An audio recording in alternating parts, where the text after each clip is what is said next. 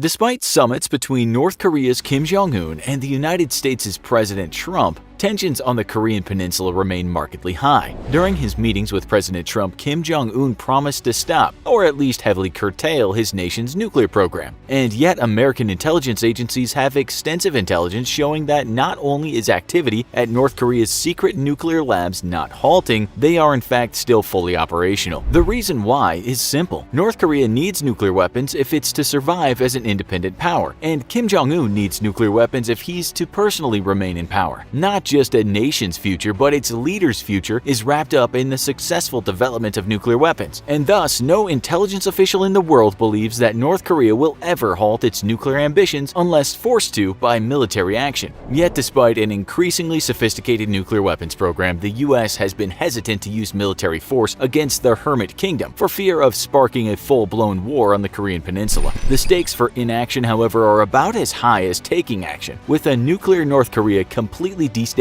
the security environment of Asia's eastern shores. Japan, long a target of North Korea's ire, has already taken the incredible steps of discarding large parts of its traditionalist pacifist military doctrine and authorized the use of expeditionary forces to support American operations in Asia. This means that for the first time since World War II, Japan is officially sanctioning the use of military force preemptively against foreign powers. Were North Korea to become nuclear armed, it's likely that Japan, Asia's rising military power, would very quickly become even more aggressive, if not preemptively launch a war against North Korea that would force the US to follow suit. While Japan is protected under the US's nuclear umbrella, it would have no reason to develop nuclear weapons of its own. But the Japanese view a nuclear-armed North Korea as completely unacceptable and will stop at nothing to prevent this from happening. For decades, the United States prepared for war with North Korea alongside its South Korean allies, and for nearly that entire time, operational planning changed little in how that war would be executed. A new war between the Koreas would play out much in the same way as the last war, with large formations of ground units maneuvering against hordes of North Korean troops. The war would, in essence, be fully conventional in every sense of the word, and aside from vastly improved technology on the US and South Korean side, there would be little difference in execution from the way the last war was fought in the late 1940s, early 1950s. In the last few years, though, the United States and South Korea have rethought their strategy for defeating the North in a war. A new operational plan, known as O-Plan 5015, has replaced the old wartime plan, O-Plan 5027, and differs sharply in scope and strategy. While many details of the new plan to crush North Korea remain secret, there are many parts of it which have become public knowledge, and other parts that can be guessed at given the state of the US military doctrine and the types of troops and equipment being deployed in the Korean peninsula. O-Plan 5015 has been largely shaped by greatly improved intelligence gathering inside the Hermit Kingdom itself, as well as new technological developments by the US and new political developments within the country itself. High-ranking North Korean defectors have given the US and South Korea a better insight into the inner power and political circles of North Korean politics, and revealed a nation that is completely under centralized control and under the Kim family's thumb, in a way that makes its military command and control uniquely vulnerable to disruption. If Kim Jong-un were to be quickly removed from power, unclear lines of secession and a total lack of independent authority from local commanders means that the North Korean military would be completely paralyzed and unable to operate effectively. Much like Soviet military units during the Cold War, military commanders on the ground must always gain the approval of their superiors before taking any action. The results of this type of extreme and suffocating top-down command structure were on full display during the First Gulf War in the 1990s, when American and Allied troops completely dismantled Iraq's formidable armies by taking apart its communication systems. Without the ability to contact their superiors, local battlefield commanders were all but paralyzed in their decision-making process, while NATO forces enjoyed a large degree of autonomy and independence that allowed them to be a reactive and flexible force. A big part of O-Plan 5015 thus revolves around the destruction of North Korea's communication systems, which in this case means targeting broadcast facilities and telephone networks either with special forces, kinetic strikes, or electronic warfare. The disruption in communications would leave North Korea's highly rigid and inflexible commanders paralyzed, allowing US and South Korean forces to outmaneuver and destroy them.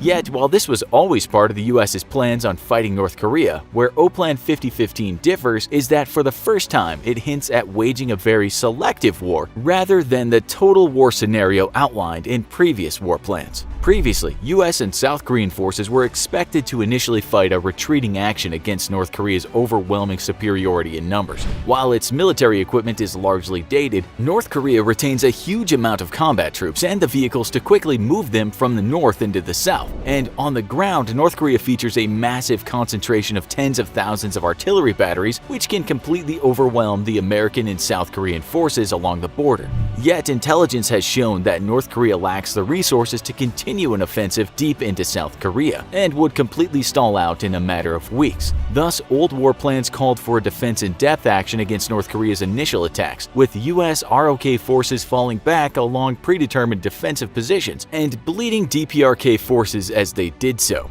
Once the US air power had transitioned into the Pacific theater in force within a day or two, DPRK forces would be subjected to a bombing campaign for the history books and absolutely savaged from the air. Then US ROK forces would begin to push back into North Korea to ultimately take Pyongyang. The new war plan calls for the US and South Korea to resist the initial attack as before, only now instead of launching a full military campaign into North Korea, the plan instead calls for a surgical war against select military targets. In the opening stages of the war, an electronic warfare campaign against the North's forces would target their radar and communication systems, blinding and confusing commanders on the ground. Simultaneously, US B-2 stealth bombers would deliver ground penetration munitions against North Korea's nuclear sites, while a special strike force would immediately launch an attack against North Korean government facilities.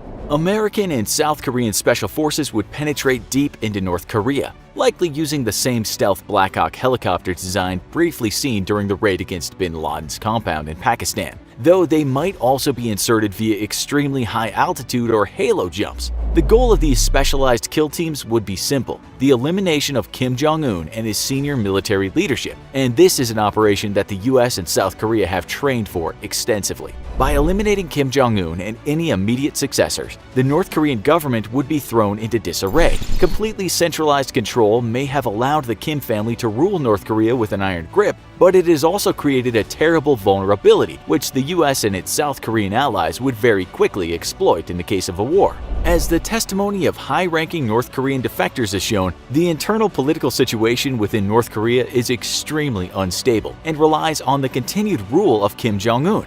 This is a fact further attested to by the spree of murders undertaken by Kim Jong-un upon his rise to power, as he consolidated his right to rule by the elimination of discovered and imagined political rivals who were suspected of wanting to seize power for himself. Some of those killed were even members of the Kim family itself.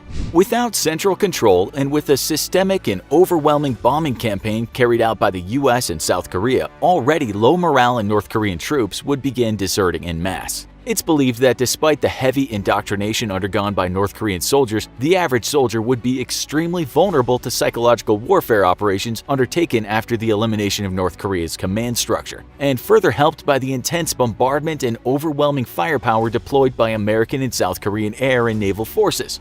O-Plan 5015 differs wildly from its predecessors by instead calling for a limited war that exploits the use of sophisticated new smart weapon systems, intelligence gathered from years of reconnaissance of the North, and the inherent political instabilities built into the North Korean command and control system. While still fully prepared to fight a conventional total war scenario, the US and South Korea hope to limit the scale and cost of the war for both sides by instead relying on a series of very rapid and precise surgical strikes. This has the added benefit of curtailing a possible Chinese response, as a full-scale military invasion of the North may once more prompt China to dispatch large numbers of troops into the peninsula. While China lacks the military capabilities to win a war against the US, it could make a ground war in the Korean peninsula a very costly affair for America.